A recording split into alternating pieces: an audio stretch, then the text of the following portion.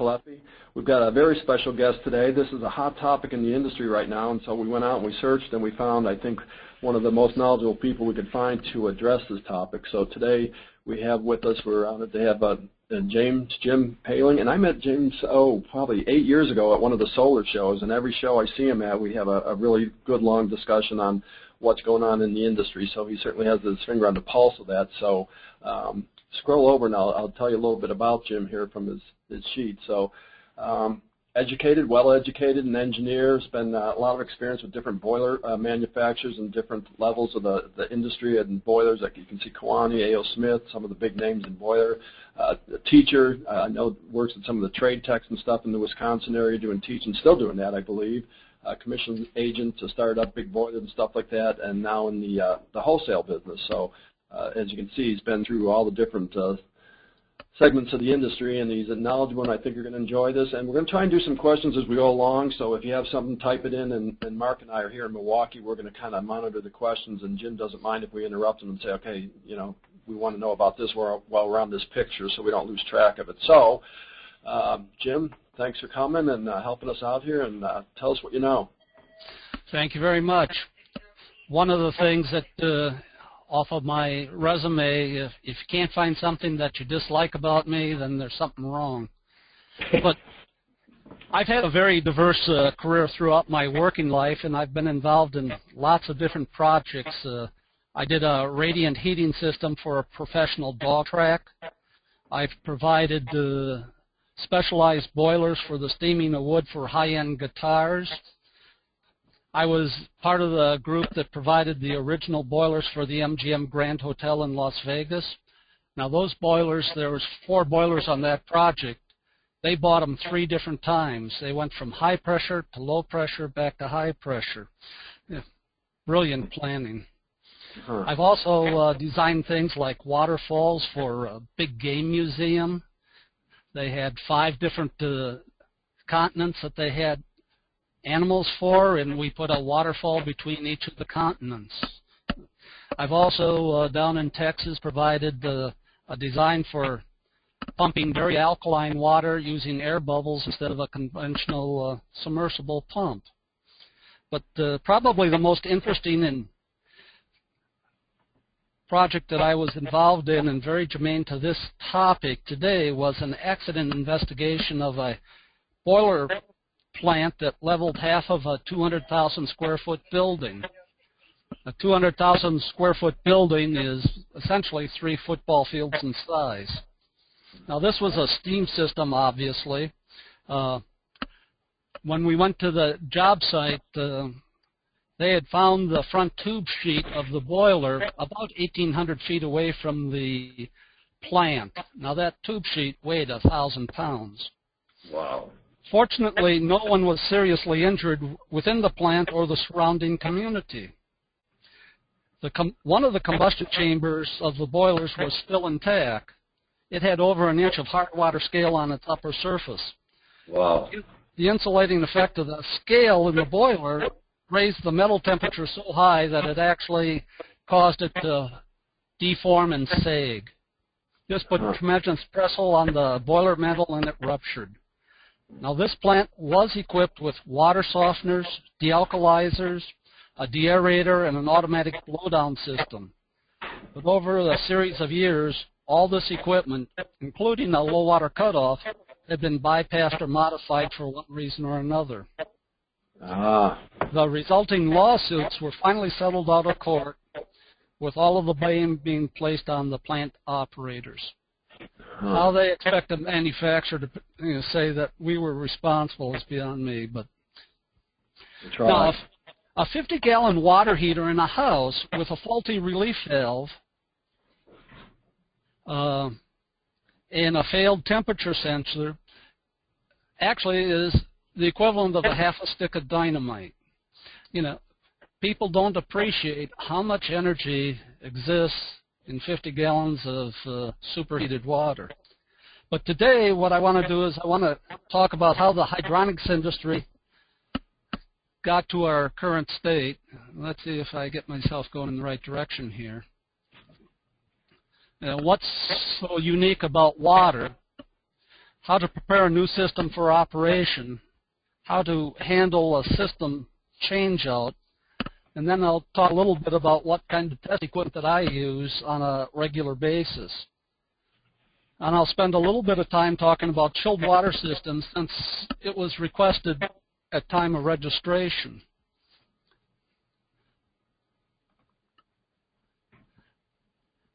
Now, a lot of these slides I'm going to talk about, but I'm not going to read what's on the slide, so it's up to everybody there to spend their time doing the reading. But, you know, we talk about $150 million worth of damage being done by bad boilers, and none of this is really necessary. I'm going to talk about hydronic systems, but most of what I'm going to say also is germane to steam boilers. Hydronic systems should be a closed-loop system. Once filled, no additional water should be needed in the system. Yet every year, we see more and more feedwater valves being attached between the potable water and the boiler. You know, why is that? Oops. Prior to World War II, mechanical seals were almost non-existent. Everything used a pack pump to minimize the leakage between the stationary body of the pump and the rotating shaft. The liquid provided the lubrication between the packing and the rotating shaft. Now the packing,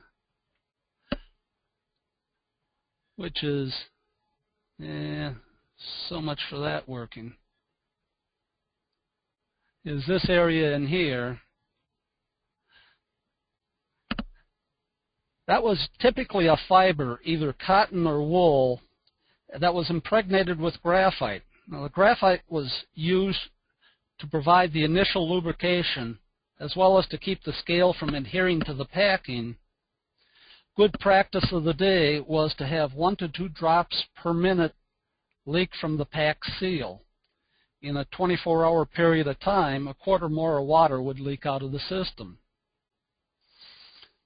As the world geared up for the Second World War, the need for less maintenance on vehicles became paramount, and the engineers of the United States and Germany came up with early versions of the mechanical seal. Water-cooled engines provided far more horsepower per cubic foot than air-cooled engines, thus allowing bigger and faster vehicles. As the war ended and massive amounts of housing were needed, the birth of the modern hydronic system took place. Baseboard radiation replaced radiators, oil-fired equipment replaced coal-fired equipment, forced water circulation replaced gravity flow. People could now afford new housing, but the mechanical seals of the late 40s and early 50s were expensive to manufacture and not particularly long-lived.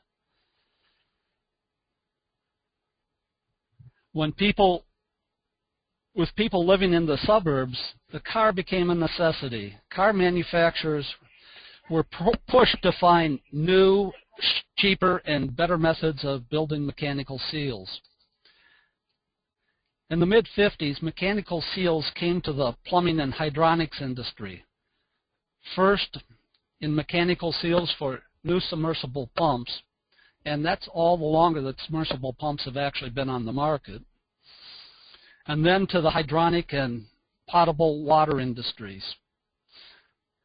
The era of having to locate a pump near a floor drain had actually come to an end. In the hydronics industry, installing a feedwater valve had become the norm for a generation of installers, and the industry stayed with feedwater valves. Because the expansion tanks of the day had an air-water interface. The tanks would gradually become waterlogged, or more precisely, would lose their air charge, which was replaced by the water from the feedwater valve.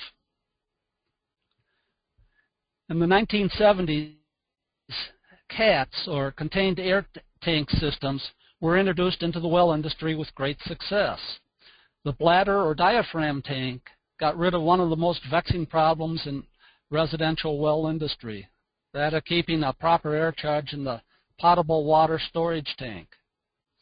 Now, this technology was quickly adapted by the hydronics industry to solve the boiler water logging problems of the old expansion tanks. Now, the 50-year tradition of having the feed water valve on every boiler got in the way.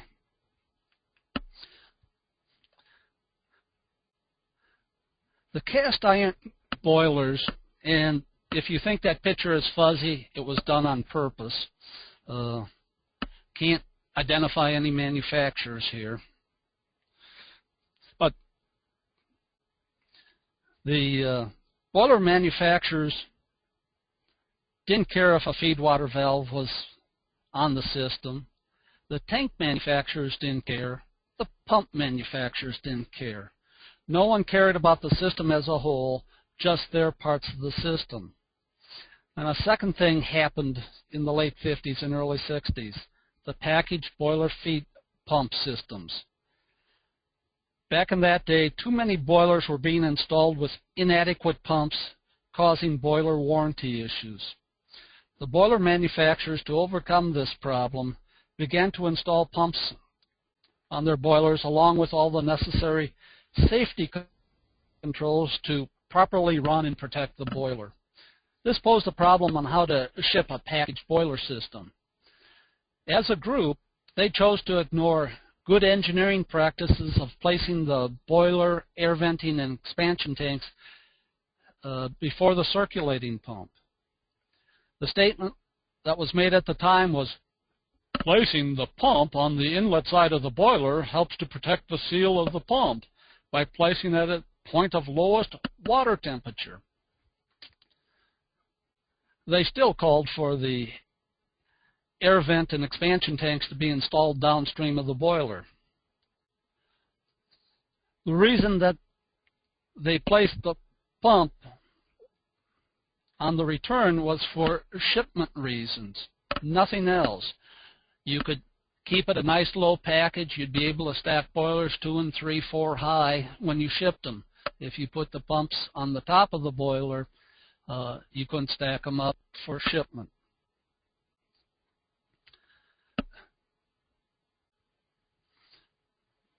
In past webinars, John Siegenthaler has pointed out why circulating pumps should be installed after the air separator and expansion tank.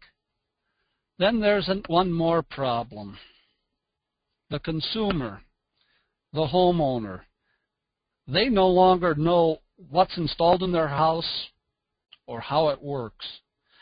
The automatic heating equipment is located in the basement or alcove, and they don't venture into those areas. Now, to compound the problem, the gauges that are installed on the boilers are as inexpensive as the boiler manufacturer can find. For example, on my home boiler system,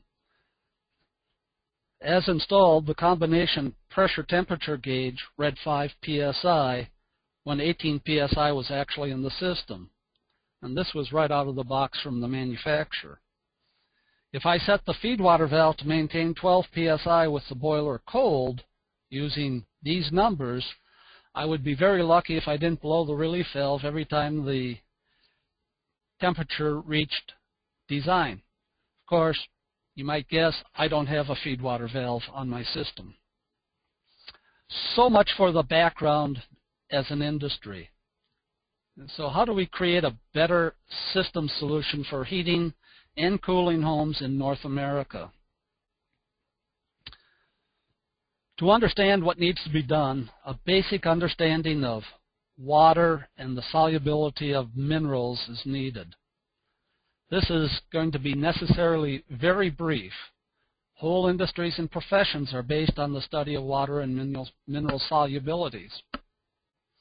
Although water is very common in our world, it is a very unique substance. Consider the molecule of water is actually lighter than air. it should be a gas and not a liquid at the pressures and temperatures that are on the Earth's surface. The reason that it is a liquid is because of the hydrogen bonding and the slight polarization of the molecule. But enough of that. The other interesting part about water is it is the universal solvent. It will dissolve everything that's on the face of the earth, although some will dissolve slower than others.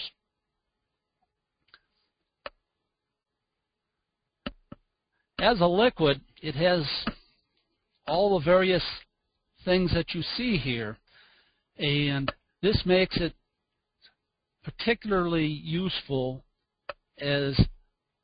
for moving heat efficiently. As a gas, which would be steam, you find that you can move more energy with steam than any other method with the lowest unit energy cost to move that energy, which is why we still see steam being used in industry. I just got finished working with a company that has a plant down in Texas where the boilers are at 300 psi, and the steam column that they're using for purification uses 30,000 pounds of steam an hour, and that's only one of their uses in the plant. 30,000 pounds an hour would essentially heat 400 or 500 homes.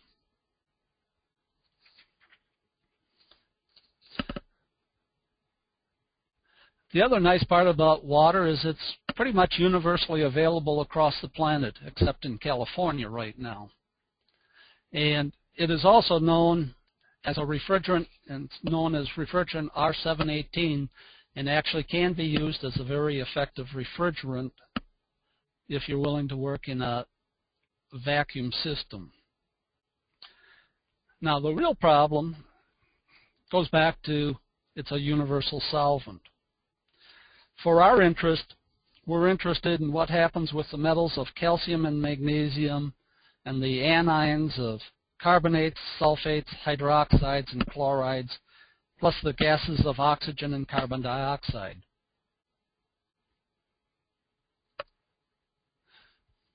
Okay, so here's the periodic table.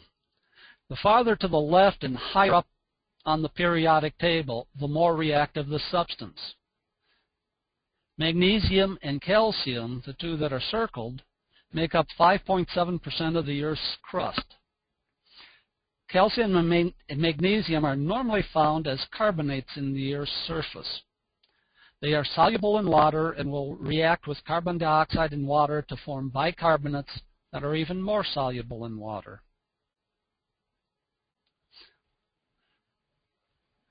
One of the big problems with calcium carbonate is the reverse solubility.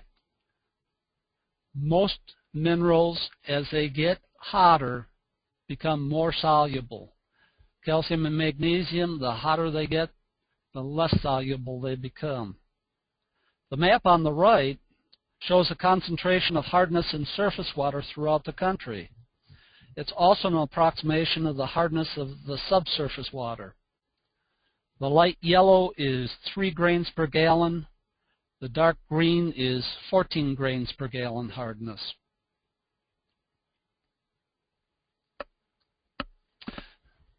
Here is a statement from a chemical treatment company. I didn't do anything but highlight the parts that I was interested in.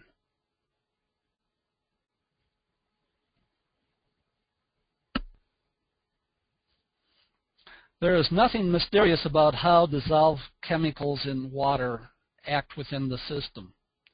The laws of solubility, reactions of metal to various acids and alkalines are all very well known. It is not my purpose today to try to explain 8 weeks of college chemistry in 10 minutes. Suffice it to say, it all can be explained theoretically, but today I'm interested in giving the macro picture of what's happening. Like all specialties, water science has its own special measurements and lingo. Grains per gallon. We typically talk about grains per gallon for hardness, or also parts per million. The easy way of looking at this is aspirin tablets, which are 5 grains. So 1 aspirin tablet is 85.5 parts per million. Total dissolved solids are all the inorganic and organic compounds, both dissolved and suspended in the water, that are 2 microns in size or smaller. 2 microns would be 1/50th of the diameter of the human hair, and is the smallest thing that can be seen by the human eye.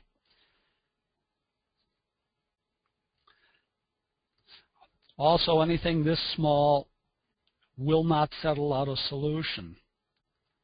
Drinking water, as defined by the EPA, is normally considered to be 500 parts per million of dissolved solids or less. 500 parts per million is 29 aspirin tablets in a gallon of water, or roughly 2 aspirin tablets of total dissolved solids in a cup of water. So when you swallow those 2 aspirin tablets and drink a cup of water, you just put 500 parts per million of aspirin in your system. M and P alkalinity are used in traditional chemical treatment, especially for steam boilers, as a measurement of total dissolved solids in the boiler, as well as for the efficiency of removing carbon dioxide out of the water.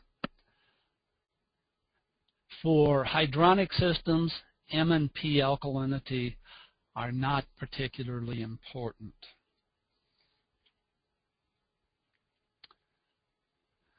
pH. Technically, it's the negative logarithm of the activity of the hydrogen ion as measured in moles per liter, which is all very nice. But a better way of looking at it is saying how is it going to affect metals. The lower the pH, the greater the effect it will have on metals. The higher the pH, up to a point, the less effect it will have. pHs above 10 cause interesting problems with steels, stainless steels, copper, aluminum. pHs below 6.5 start to have interesting problems. So you start to look at black coffee that we all drink in the morning. You know, it has a pH of 5. Soda pop is down around 4. Water softener salespeople have spent years telling us how we need to get rid of calcium and magnesium metal ions from the water. Calcium and magnesium ions have their solubility decreasing with increasing temperatures and decreasing pressures. Most other metals go just in the opposite direction. The table with sodium in the left column shows that the hotter the temperature of a liquid, the more calcium, the numbers on the right, come out of solution. Raising the water temperature from 122 degrees to 158 degrees has the amount of calcium that can remain in solution. Once it comes out of solution, it will not easily go back to its ionic state. The important temperature for calcium to come out of solution is the surface temperature of the metal in the boiler, not the bulk water temperature. For any heat transfer to take place, there must be a temperature differential. In the combustion chamber of a boiler, the metal temperature will be someplace between 50 and 100 degrees warmer than the water temperature. Practically, this means that calcium is mostly going to come out of solution no matter what temperature the discharge water temperature is. The solubility tables tell us that the maximum amount of calcium carbonate that can be dissolved in neutral water is 280 parts per million, or 16 grains per gallon. Many waters test to a higher level of calcium carbonate than 16 grains per gallon. This is caused by having the additional calcium held in solution as calcium bicarbonate, caused by that carbon dioxide in the air. I recently started up a reverse osmosis water system at the Poehling Brewery, which is located in far southwestern Wisconsin. It's a great little local brewery that makes a great beer, just in case you happen to be in the area. The incoming water hardness was 37 grains per gallon, 650 parts per million. This doesn't even meet EPA drinking water quality standards. After the water softener, carbon filter, and RO system, the output was at 3 parts per million total dissolved solids. It also had a pH of 6.2.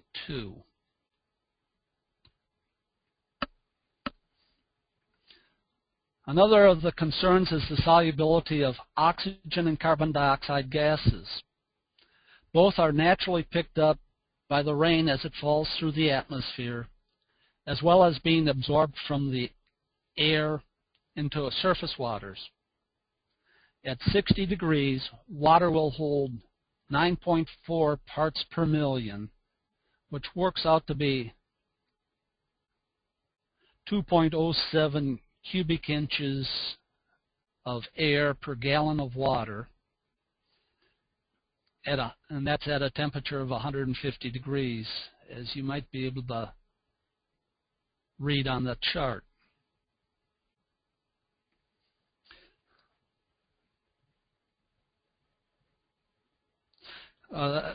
That's at 60 degrees.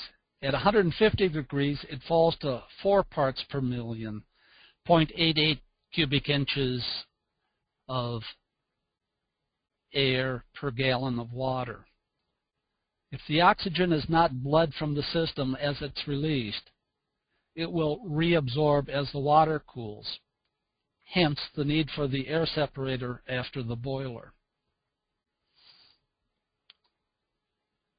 Nature abhors systems not in equilibrium.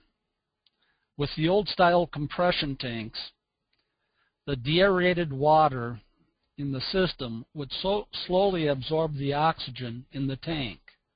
The oxygen would actually migrate down the tube to the water.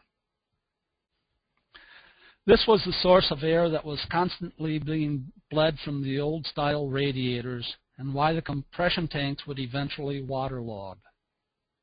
The free oxygen in the system is also the source of the oxygen ions to match up with the iron ions to create rust that we see in cast iron and steel systems. As people have gone to using non-barrier tubing in heating systems, the tubing itself becomes a new source for the absorption of oxygen out of the air.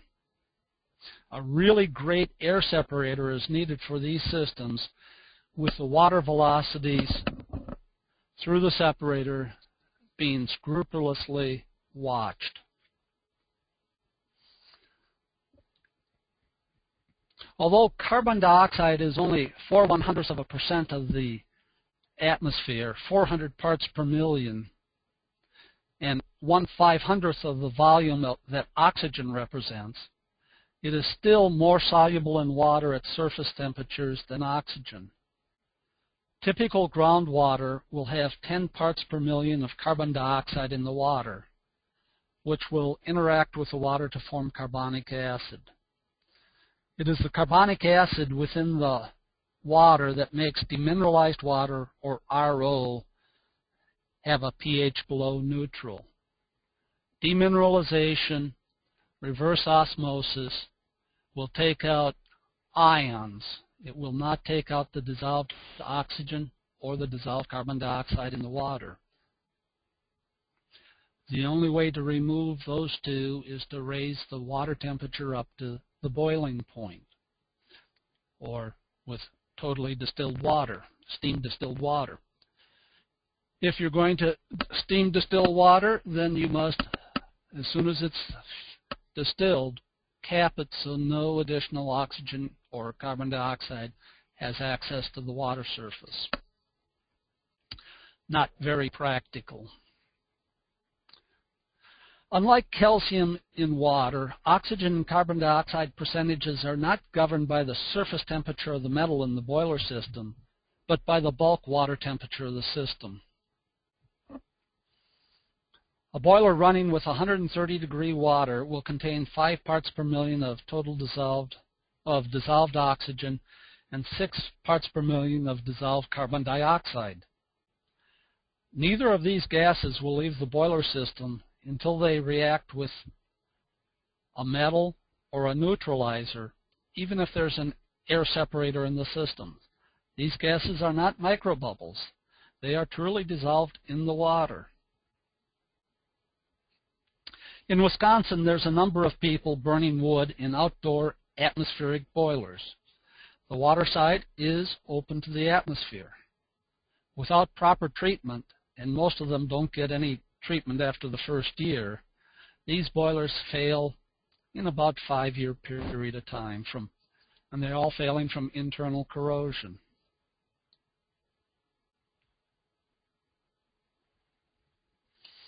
I did a survey of the boiler manufacturers to see what they recommended for water quality to be used in their boilers. As we see, the boiler manufacturers don't agree on a universal set of numbers for boiler water treatment, and there's a large disparity between large commercial boiler manufacturers and residential-sized pieces of equipment. We see the pHs varying from 7 to 12, chloride levels at 200 parts per million, and that's considered an acceptable number. That's just under the level that swimming pools keep their chloride levels. Drinking water requires the maximum chloride level to be 4 parts per million.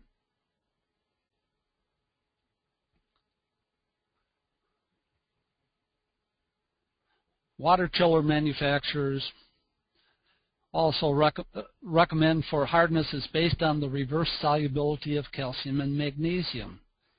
Any scale formed that may occur will occur in the condensing section of the equipment, where heat transfer is much less sensitive than in the evaporator section.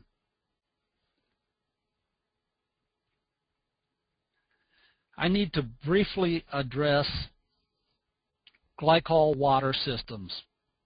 As a rule of thumb, acidic water, that is, water below the pH of 7, will cause glycols to esterify, which will turn the glycol into a gel. Chemically, the linear glycols are being turned into cyclical ethers that weakly cross-link into the gels. Phosphates in water, whether they're naturally occurring or from a cleaning solution, will also cause glycols to gel it's a rather more complicated reaction. The effect, however, is the same. The glycol phosphate mixture will weakly link and form that gel. This is what it looks like in the extreme.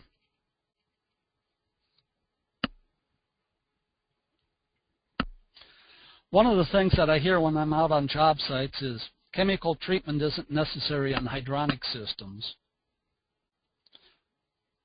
When I was working at Kewanee Boiler, a boiler was installed on the top floor of a bank building and was filled with water to check the piping system for leaks. The boiler was not fired, nor was it treated. In 2 months, while the building was still under construction, pinhole leaks developed in the boiler tubes. 108 tubes were replaced before the boiler even was run. The pictures here are of pipes that were removed during a remodel project. This pipe is 45 years old, but frankly, it looks like it was installed last week. With proper water treatment, there is no reason for any sludge or rust within the boiler system. On this same project, they remodeled the chilled water lines, and they look just as pristine.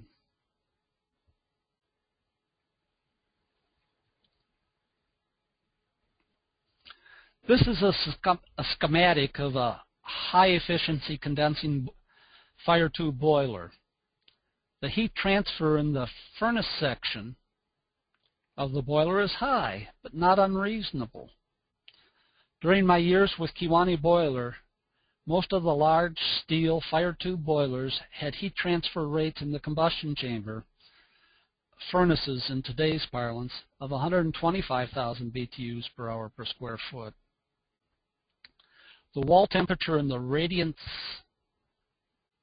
heat section of this boiler is typically 50 degrees warmer than the water temperature. With commercial industrial steel boilers, the metal temperatures are about 100 degrees plus warmer than the water temperature.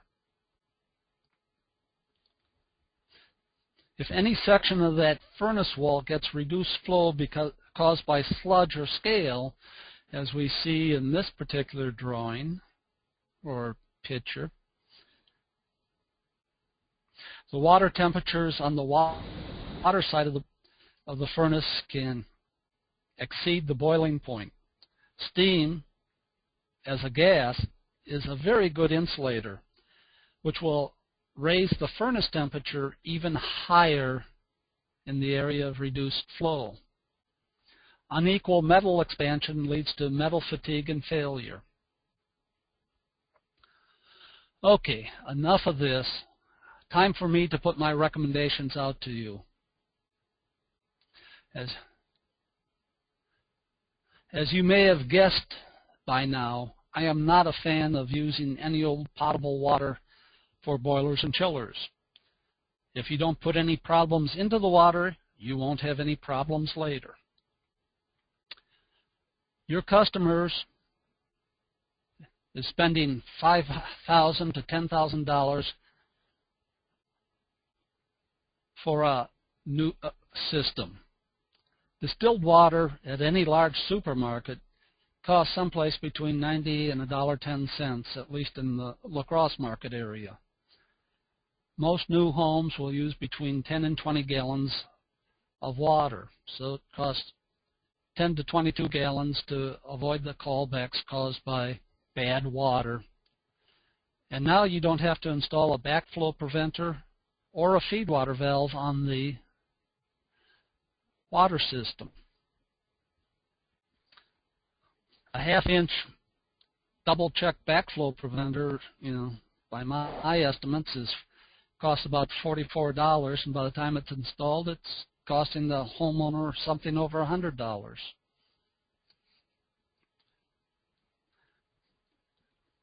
So water fill for any system should be demineralized water. Now, there's always this issue, what's the difference between RO water, demineralized water, distilled water? Practically, they're all the same. They will all have total dissolved solids below 5 parts per million. The last time I checked distilled water that I got from Walmart, it measured 0.4 parts per million.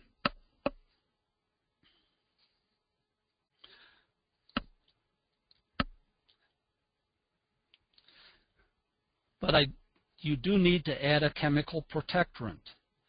Which manufacturer that you use depends on what's available in your area.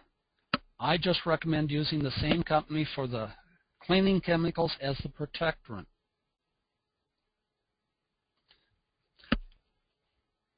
One hydronic manufacturer states in their literature that RO, demineralized, or distilled water may not be used in their system.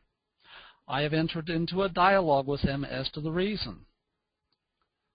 So far, all that I've received from them is a statement that is, and I'll paraphrase this, that was what was in the translated manual.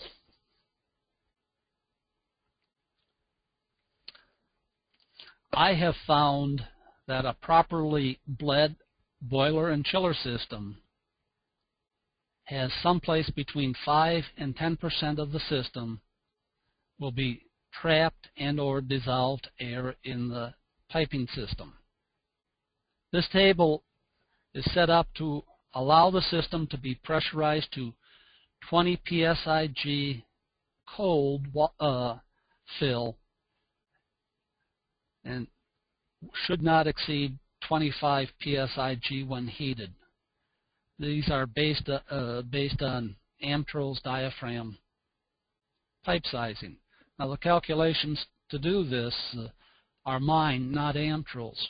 What you'll basically see is I've oversized the tank by 1 tank size for the size of the system. As we saw earlier, chilled water systems can hold more oxygen and carbon dioxide than water as the water is cooled. Typically, a conventional sized expansion tank is all that you need in a chilled water system, although I would pressurize it to 25 psi in lieu of the standard 20 psi. During the chiller startup and before the bulk of the water drops to system temperature, air will be released from the system. If your system will have glycol, be sure to use a tank that has a proper diaphragm installed for glycol. The Amtrol EX tanks are not suitable for a glycol system. Also remember that glycol has a different expansion rate than water, and some additional calculations need to be done to properly size the tank.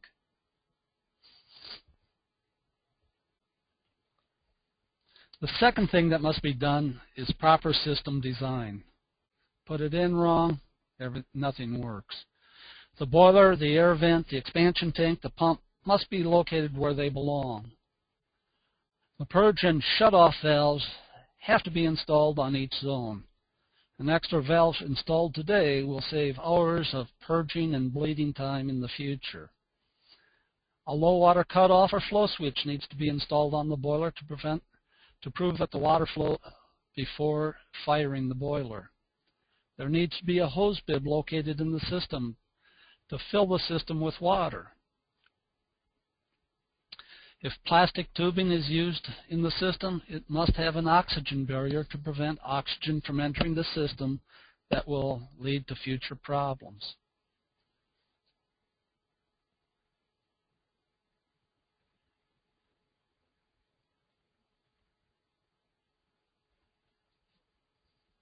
Chiller systems require the same careful planning as the boiler system. The pump gets installed after the expansion tank. The air eliminator gets placed at the point of highest temperature and lowest pressure in the system. For combination heating and cooling systems, the system would look like this. Notice that there's no feed water valve shown to tempt the homeowner from trying to fix the leaks in the system by adding fresh water. Remember, in a court of law, if someone other than you, the installer, modifies the installed system, they assume the total liability for the system. Put in a fill valve, even if it's valved off, and you have basically in the court of law said it's okay to fill the system with raw water. Here's a view of some of the specialized equipment that should be on every hydronic installation. I prefer a low water cutoff to a flow switch on the basis of reliability. However, with a low water cutoff, you must make sure that you've added some protectant to the system if you're using distilled or demineralized water, or you will not have enough conductivity for the low water cutoff to work properly.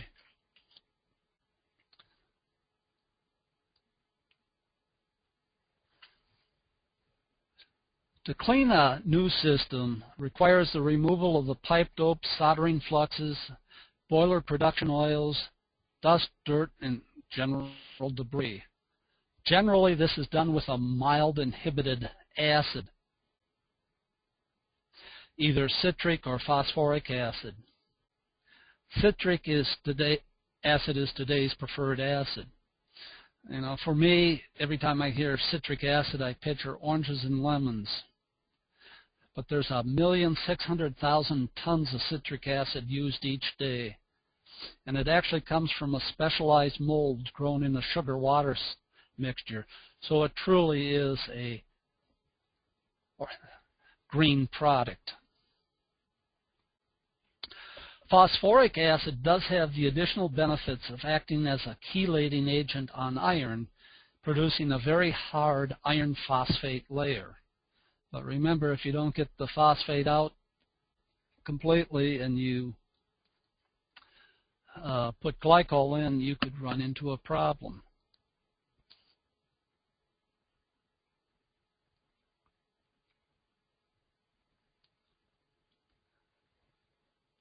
The other important part about this is the water velocity necessary for cleaning the system.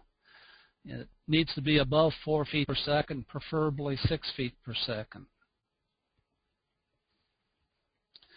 Conventional design for piping in the hydronic system normally limits the water velocity to less than 3 feet per second, which gives us a pressure drop of about 4 feet per 100 feet of pipe. To keep any sludge in suspension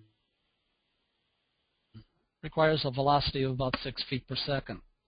The pressure drop now is much closer at 6 feet per second to 20 feet ahead per 100 feet of pipe. And this is well beyond the capabilities of inline circulator pumps, even if you're circulating just one zone at a time.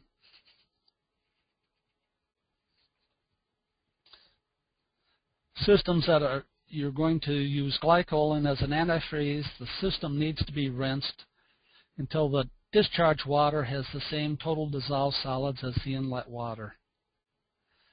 There are replaceable inline water softening kits sold by some boiler manufacturers.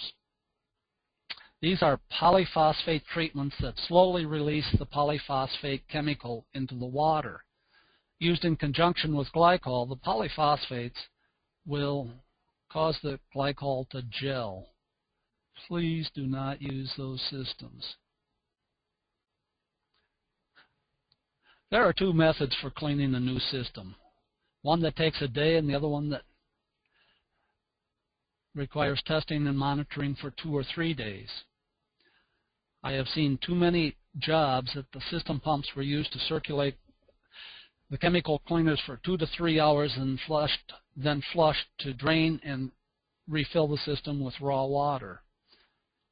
During the first heating season, the air vents get plugged up with sticky grit. The system becomes noisy with air bubbles, and the water is this awful black-brown color. And the consumer wonders why he put a hydronic system into his house instead of a furnace, since you're going back to get it running again.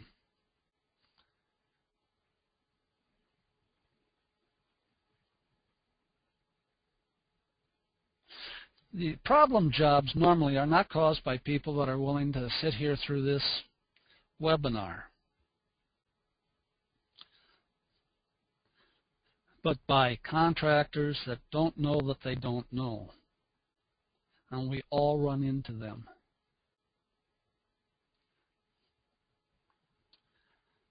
On existing systems, when I go to a job site with contractor to look at a potential boiler changeout, it's almost always a 5,000 square foot Victorian mansion where they want you to wear booties while you walk through their house. The first question usually gets answered by water running across the floor of the basement. This also answers the second question. The third question gets a dumbfounded look by the doctor or professor whose house it is. I then look at the boiler to see what water temperature that is set on the boiler aquastats. If water is running out of the boiler, I'm quite sure that will find the aquastat set far too low for the boiler and stack combination for the house. These big old Victorian houses have typically been upgraded with new windows, insulated walls, and tight doors. The cast iron radiators have not been changed out because they are part of the ambiance of the house. The homeowner has watched enough episodes of This Old House to have seen new boilers installed that run well below 180 degrees. The homeowner forgets that the 4-story outside chimney is either non-functional on these houses or has been lined and insulated. Here in Wisconsin, stack temperatures below 250 degrees will lead to problems on these old Victorian beauties. My first recommendation to a contractor is to clean the entire system before the new boiler is installed. There are several reasons for this. The old system probably does not have the modern air release equipment or dirt and mag filters or isolation valves that need to be installed in the system. And the old system may have a number of pipes that are ready to fail and are sealed by the sludge in the system. Once the system is worked on, as we all know on so many old jobs, they will start to leak, as well as releasing the sludge into the new boiler. When people talk about existing systems, they are normally talking about a cast iron radiator with steel piping. A rule of thumb I use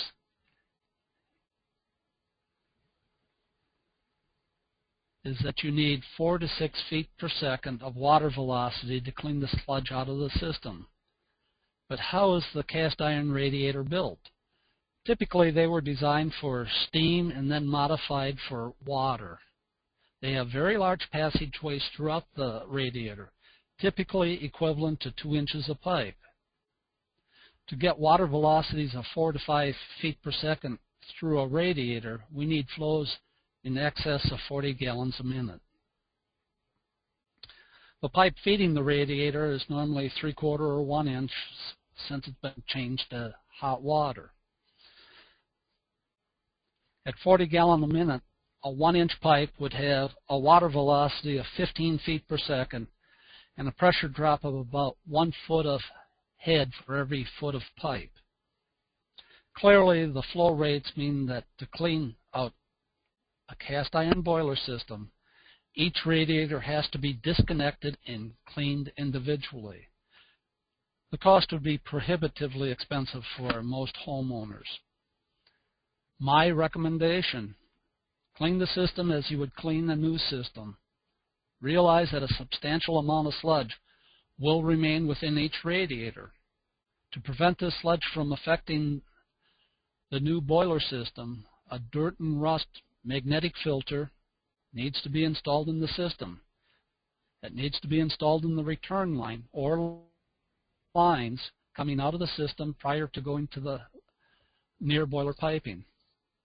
Fill the system with distilled RO demineralized water, add a system protectorant, and build in several service calls to purge the dirt and magnetic filter and check on the water level of the system over the first several months. Hey, Jim. Yes, sir. This is Mark. Just for the audience, we have a lot of folks on, and we're starting to see quite a few questions come in. Guys, we'll have probably not enough time to answer those questions on the webinar, but we encourage you to send those in because we will get to them, even if we follow up afterwards with a written response to your issues and questions. So thanks for your questions, and I wanted just to add that. And also, this webinar is being recorded, and it will be available for archives as well. So, thank you. Okay, go ahead, Jim. All righty. So there's any number of products that are used for cleaning the systems today, but they typically need to have some form of acid to help remove the hard scales to break. They also need to have sludge conditioners. Now, almost all of them that are out on the market that are designed for cleaning have all these products involved.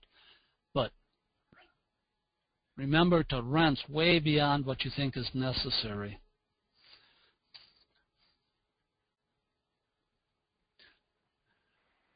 So one way of cleaning the systems is to use power flush systems, such as this one here. It's a nice system. It's good for small residential jobs, anything with piping 1 inch and smaller, and it'll only set you back $1,100. Boiler chemicals. There's two methods of boiler chemicals out on the marketplace, the European and I'll call them the European and North American marketplace. Europeans believe in pacification of the metals to protect them from oxidation and acidity. They do this because in places like England, they still have numerous numbers of open systems where if we tried to remove the oxygen and carbon dioxide that can be picked up by the system, you would spend an enormous amount of money for the chemicals. In North America, where we have sealed systems, typically what we do is we add chemicals such as sodium sulfite and sodium molybdate to remove oxygen, and use something like sodium hydroxide to remove the carbon dioxide, and it's a sealed system. Both of these systems work very well. I've used all three of the manufacturers up there. There's any number of other manufacturers. The trick is to follow their instructions, and I say use the chemical treatment that you feel most comfortable dealing with the rep on. Sooner or later there will be a trouble job, and if you can't speak to the rep and he can't take what you said and pass it on to the factory and get an answer, then you're using the wrong chemical.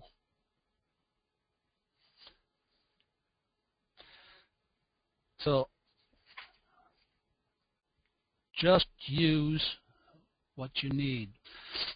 In conclusion, as a professional engineer, hydronic systems should not be connected to potable water systems.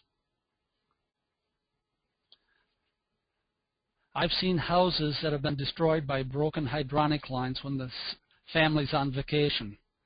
5 gallons a minute is 7,200 gallons of water per day, and that's enough to fill a 1,000 square foot house 1 foot deep in a day's time.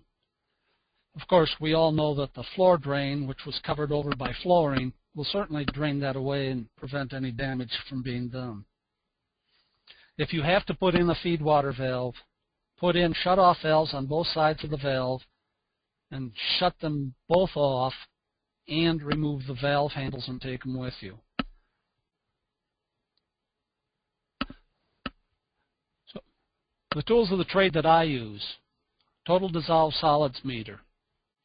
Absolutely necessary if you're going to be dealing with RO water, distilled water. What you want to do before you put the water in the system is check each container that you're using to make sure that it actually is under 3 to 5 parts per million. pH meter, very useful. The calibration fluids you use to check them on a regular basis. I have them calibration fluids at 4, 7, and 10 pH. Most people would just have the 7 pH. Thermometer. Again, this is only used. pH and TDS are both temperature dependent. I measure the temperatures so that I can take this into a court of law and be able to say, this is what it was, this is where the numbers are, and I don't have to deal with some idiot attorney who doesn't really know what he's talking about. Refractometer, very useful if you're doing glycol. And then there's the multimeter. Now I use this for convincing customers that there is a water quality difference in the waters. The actual test that I'm doing isn't quite legitimate. It's a voltaic test instead of a galvanic test, but you know, let's not split hairs. Total cost of the equipment that I use cost me $156. Every year I'll spend another $10 to $12 for the calibration fluids. It's also nice to have a hardness kit. I use a Hawk hardness kit to $66. And this, honest to God, is the laboratory space that I have. You'll actually, I'm running a number of different experiments in those test tubes where we've got steel and copper and steel and aluminum and in distilled water and deaerated distilled water in treated water. So this is where I'm doing my illegitimate test, but you can see what happens with those numbers on the scale. That 416 part per million total dissolved solids, that's the city water of La Crosse. We're barely legally drinkable water. So that ends my section of this